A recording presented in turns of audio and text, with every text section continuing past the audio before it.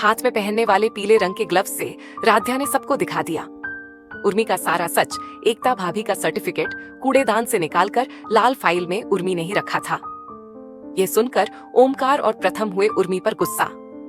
जी हाँ दोस्तों, आप सभी के फेवरेट सीरियल मन अति सुंदर में जब राध्या अपने मन की बात और एकता भाभी की सच्चाई को सभी लोगों को बताने लगते हैं, तभी दादी राध्या से बहुत ज्यादा गुस्सा होने लगती है और मन ही मन सोच लेती है कि इस राध्या को अब अच्छे तरीके से सबक सिखाना ही होगा। और वहीं दूसरी तरफ राध्या ने गहरी सांस लेकर सबके सामने कहना शुरू किया, आज मैं आप सबसे एक सच्चाई साझा करना चाहती हूँ। मुझे पता है ये सुनकर आप लोगों को झटका लगेगा, लेकिन सच छुपाने से हालात और बिगड़ते हैं। सभी की निगाहें उस पर टिक गईं। दादी के चेहरे पर छुछुलाहट साफ थी। राध्या ने आगे कहा, पापा जी की लाल फाइल जिसमें एकता भाभी का सर्टिफिकेट रखा गया था, वो किसी और ने नहीं, उर्मी बुआ जी ने बदला था। जब मैं पापा जी के कमरे से बाहर निकल रही थी, तभी मैंने उन्हें वहां से निकलते देखा था। उनके हाथ में पीले रंग के दस्ताने थे। उस वक्त और कोई अंदर गया ही नहीं था।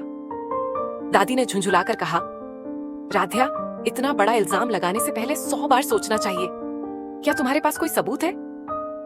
दोस्तों, राध्या सबको क्या सबूत दिखाई, आप लोगों से बताऊं? उससे पहले अभी तक आप इस वीडियो को एक लाइक नहीं किए हैं, तो आप अभी इस वीडियो को एक लाइक करके चैनल को सब्सक्राइब कर लीजिए। बाद में आप लोग भूल जाते हैं। राध्या ने शांत आवाज में जवाब दिया, जी दादी, मुझे भी पता था कि मेरी बात पर शायद कोई भरोसा ना करे, इसलिए मैंने तस्वीरें खींच ली थी। ये देखिए। उसने लैपटॉप सबके सामने रखा। स्क्रीन पर साफ दिख रहा था, उर्मी फाइल में कुछ बदल रही थी।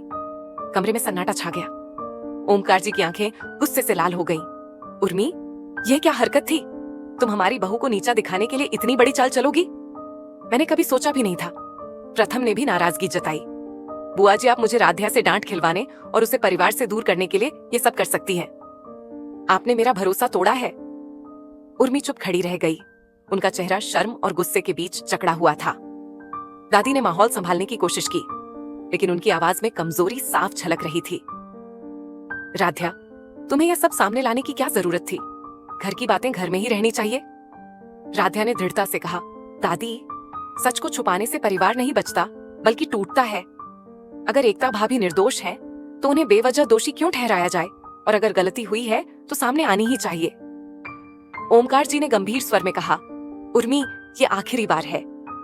अब अगर मित्तल परिवार की इज्जत से खिलवाड़ करने की कोशिश की, तो तुम्हें इसके गंभीर नतीजे भुगतने पड़ेंगे। कमरे का माहौल भारी हो गया। दादी मन ही मन उबल रही थी।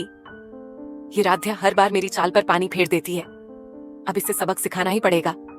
इसके बाद दादी ने राध्या के ऊपर चली एक और नई चाल। राध्या हमेशा दादी से जीत जाती है, इसी का बदला लेने के लिए दादी ने चली एक बहुत ही बड़ी चाल।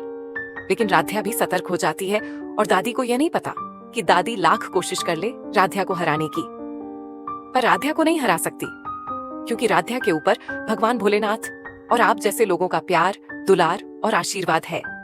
इसीलिए राध्या को दादी चाहकर भी नहीं हरा सकती। खैर, आपको क्या लगता है कि क्या दादी राध्या को हरा पाएगी? अपनी राय इसी वीडियो के कमेंट बॉक्स में लिखकर हमें बताइए।